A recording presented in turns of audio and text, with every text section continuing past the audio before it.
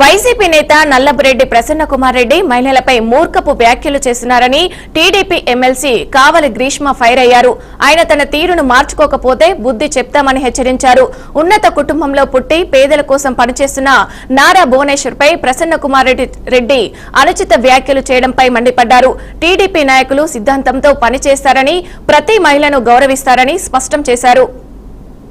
ఈ వైసీపీ నాయకులకు గాని ఆ ప్యాలెస్ లో కుళ్ళిపోతున్నాయి ఆ పులివెందుల ఎమ్మెల్యేకి గాని, లేకపోతే ఆ ప్యాలెస్ లో పనిచేస్తున్న ఎవరికి గాని ఎవరికి రాష్ట్రం మీద దృష్టి లేదు, రాష్ట్ర ప్రభుత్వం మీద ఎలాంటి నమ్మకం లేదు. మీరు చెయ్యరు, ఎవరిని చెయ్యనివ్వరు. మేము ఇప్పటికే మీకు చాలా సార్లు పదే పదే చెప్తూనే ఉన్నాం.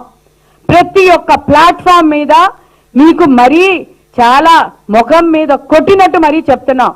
అసెంబ్లీ నుంచి చివరికి రోడ్డు మీద ధర్నాలు ఎన్ని చేశామో ప్రతి ఒక్క దగ్గర చాలా క్లియర్ గా వైసీపీ నాయకులకి ప్రతి ఒక్కరికి క్లియర్ గా చెప్తున్నాం.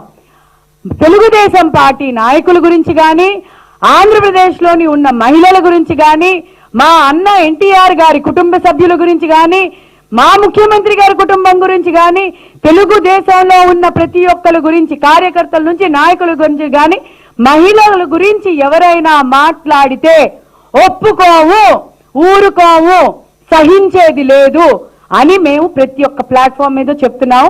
అయినా కూడా ఇది మీకు బుర్రకెక్కకపోతే దీనికి శిక్ష మీరు కఠినంగా అనుభవిస్తారు. ప్రజలు ఆల్రెడీ మీకు 12 సీట్లకు దింపారు.